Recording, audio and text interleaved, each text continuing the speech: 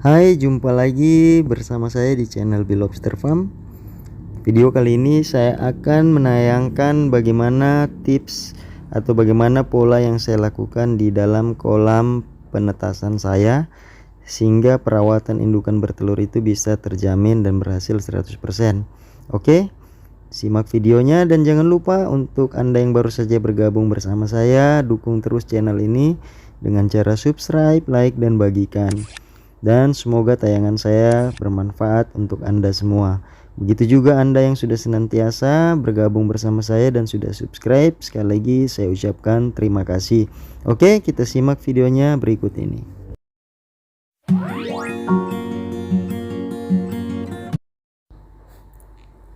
Ini proses saya memindahkan bibit-bibit saya di kolam penetasan sebelumnya. Akan saya lepaskan, saya mendapatkan lagi. Setelah sebelumnya saya pisahkan, saya kemudian sekarang mendapatkan lagi ada banyak yang sudah mencapai 1 inci dan saya pisahkan ke kolam pembesaran. Dan setelah saya melepaskan itu, mungkin di video sebelumnya ada yang sudah menyimak. Di video ini saya memisahkan atau melakukan panen indukan bertelur dan saya mendapatkan ada 11 ekor lagi yang sedang bertelur dan sudah saya pisahkan di kolam ini. Nah, tadi saya mengecek kolam ini ternyata ada burayak yang sudah turun gendong. Nah, tentu saja saya harus memeriksa kembali di mana atau indukan yang mana yang sudah berhasil turun gendong, sebab ini 11 indukan ini hanya transit sebentar di sini dan saya akan membuat satu pola baru atau program baru dengan satu indukan satu kolam sehingga saya bisa mendeteksi keberhasilan atau daya tahan hidup burayaknya. Jadi akan saya pindahkan kembali yang sudah turun gendong ini ke satu kolam yang sudah saya sediakan, sehingga saya harus menyortir lagi dengan memisahkan.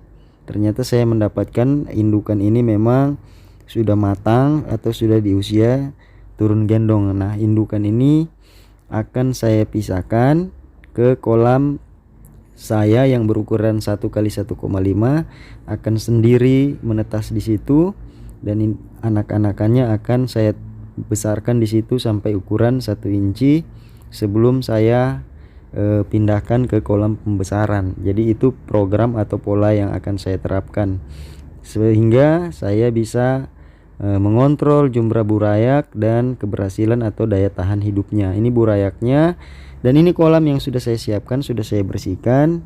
Kondisi airnya sudah saya buat sama dengan kondisi air di kolam penetasan tadi.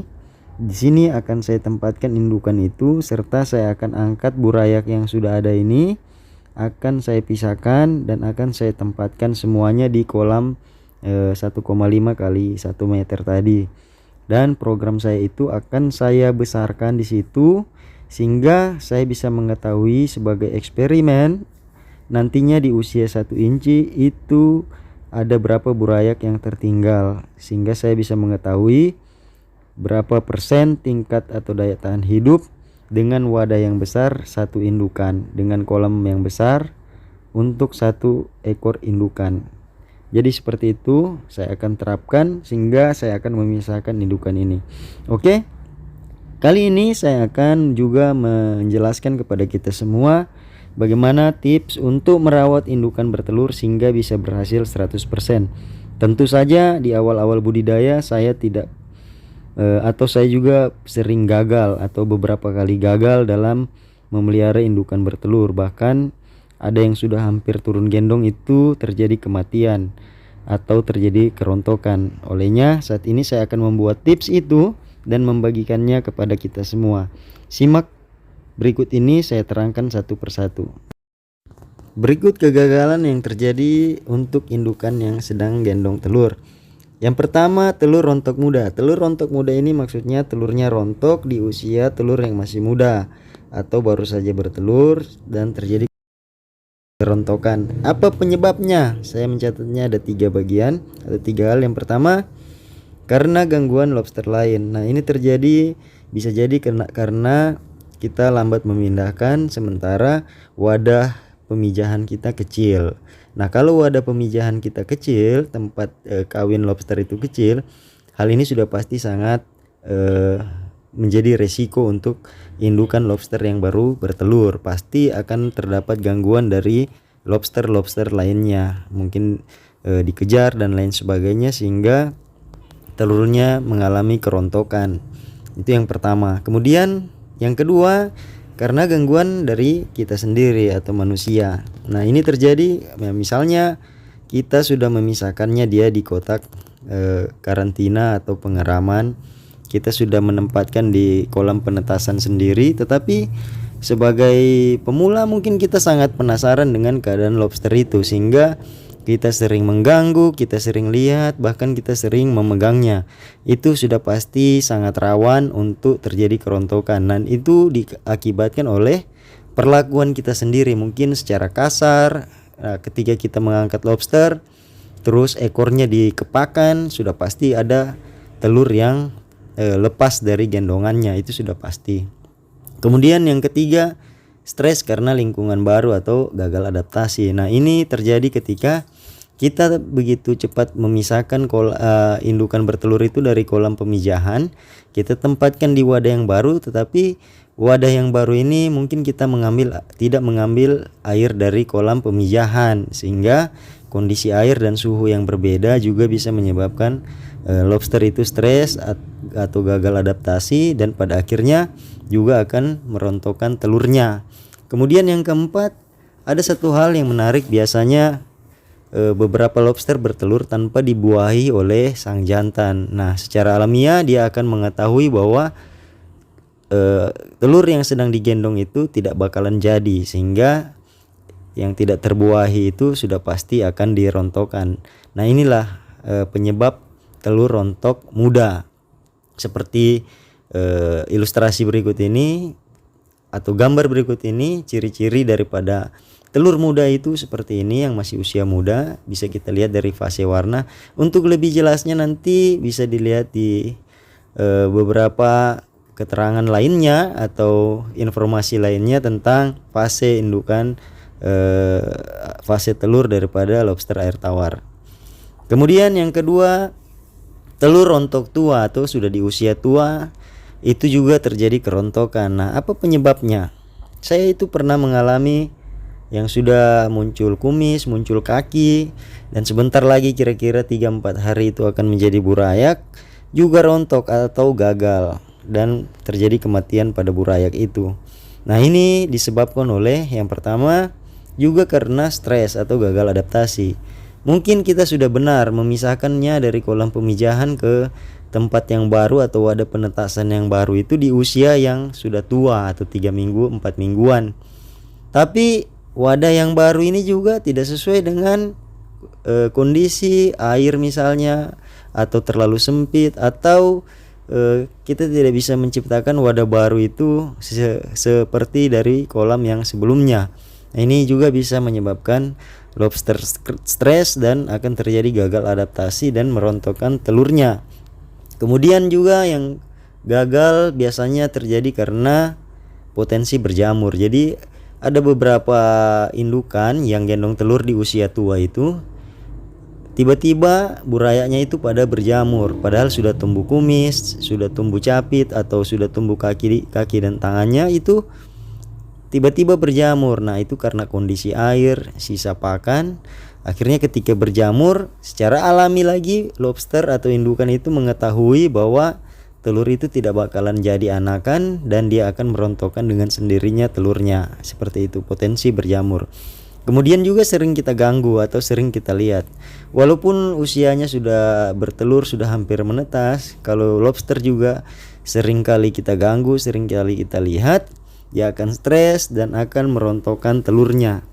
Olehnya dari saya, bagaimana mengatasi hal ini, ya kita punya feeling berapa lama usia telurnya dan kapan kita buat jadwal untuk bisa mengecek indukan yang sedang bertelur. Kemudian yang keempat itu, di dalam kolam kita atau penetasan itu ada arus air. Nah, saya pernah mengalami hal ini. Saya sudah pisahkan di satu tempat, tapi karena ingin airnya selalu jernih, saya menempatkan pompa air dan filter, sehingga arus air yang terjadi di situ ternyata merangsang lobster ini lebih agresif. Jadi ketika ada arus, Karena kecenderungan lobster itu biasanya suka mencari tempat sumber air atau sumber dari aliran air. Lobster suka mencari itu. Nah, itu saya buat seperti itu, ternyata membuat lobster semakin agresif, bergerak, dan akhirnya telurnya juga rontok. Nah, ini perlu diperhatikan. Rontok tua terjadi akibat hal-hal tersebut. Oke, kita lanjut. Yang berikutnya adalah indukan mati. Jadi ini juga menjadi perhatian. Biasanya kita sudah memelihara, memperlakukan dengan baik, sudah di ujung hampir menetas, tiba-tiba indukannya mati. Apa penyebabnya? Ya tentu saja yang pertama adalah stres.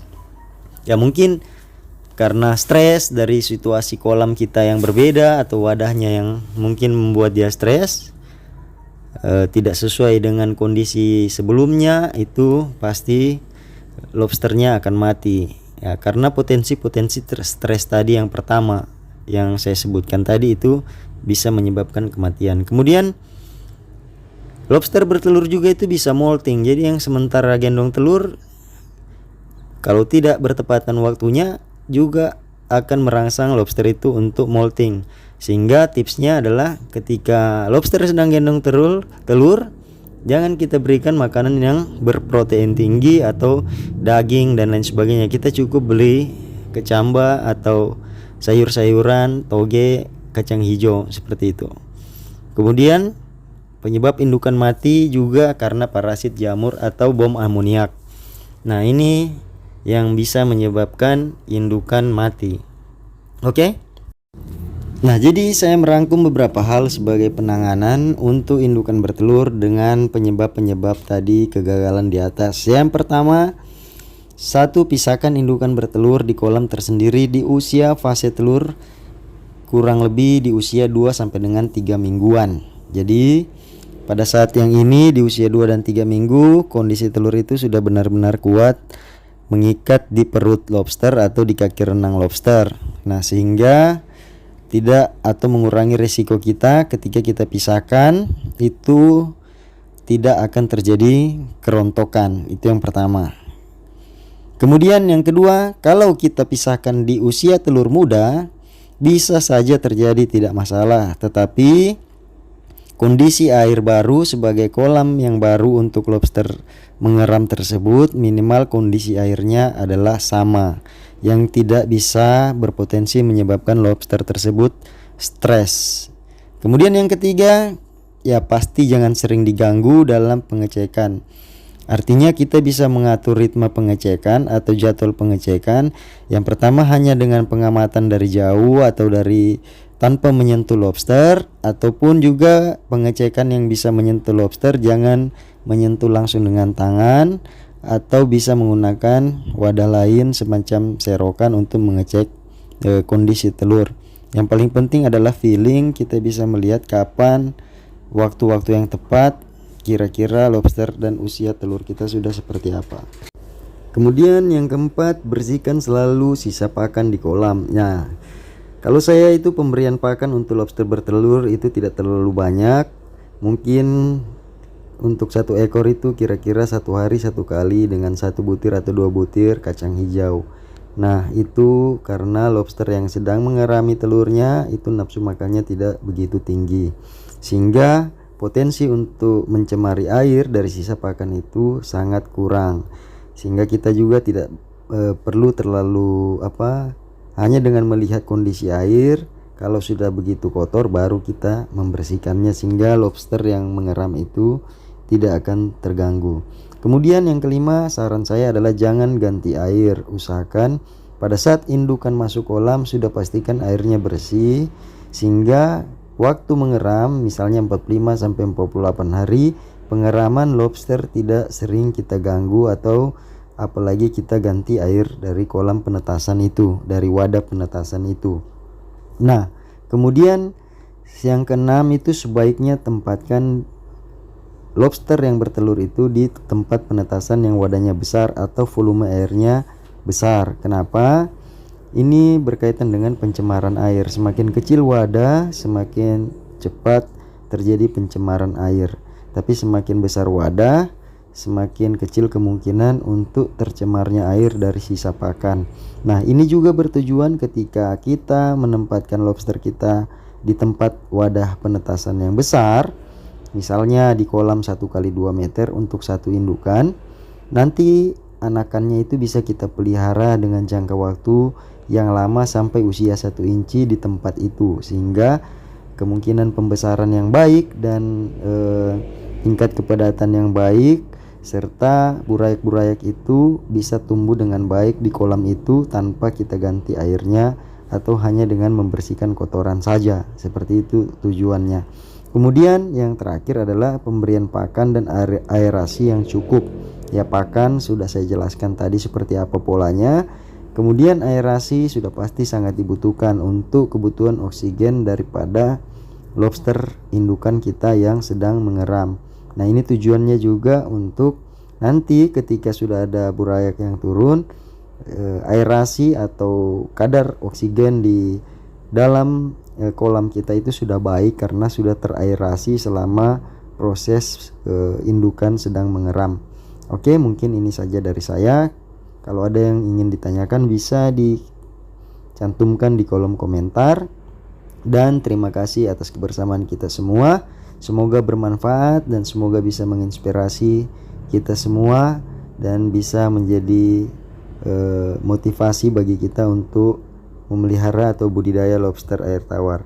Saya kira ini saja dan terima kasih. Jangan lupa subscribe, like, dan bagikan. Terima kasih atas kebersamaan kita. Sampai jumpa dan salam capit.